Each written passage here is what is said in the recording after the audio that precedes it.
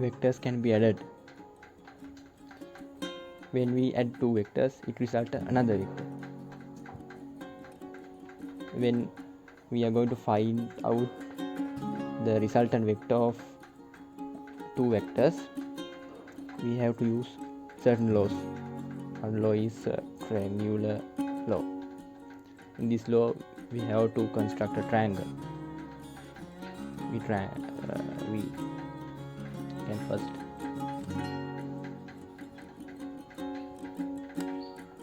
draw A, then we can draw B,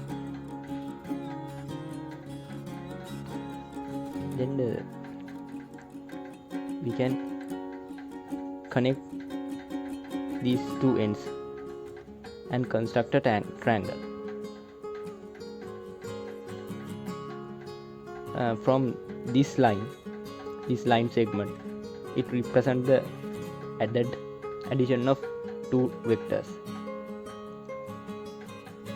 It is called vector triangle.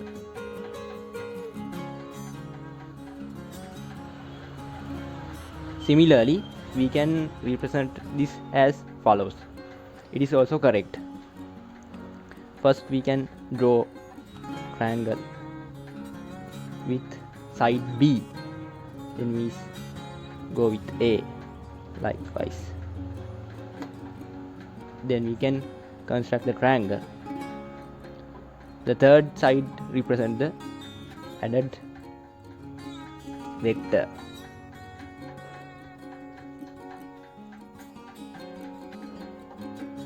Parallelogram law. It is another law when we are going to add two vectors. We can use this also when adding two vectors. In this law, we have to construct a parallelogram. Likewise, A and B. We construct two adjacent sides of a parallelogram. Then when we construct the parallelogram, we can obtain the resultant. This is the parallelogram. This is the resultant.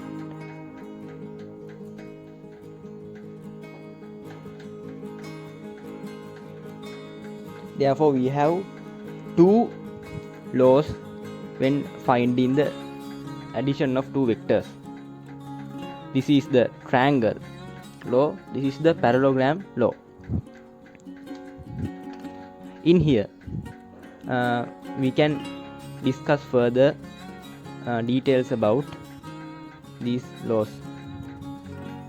This is the addition of two vectors, namely PQ vector plus vector QR.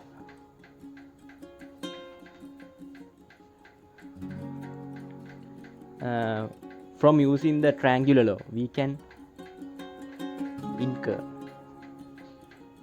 the resultant is PR, the vector PR.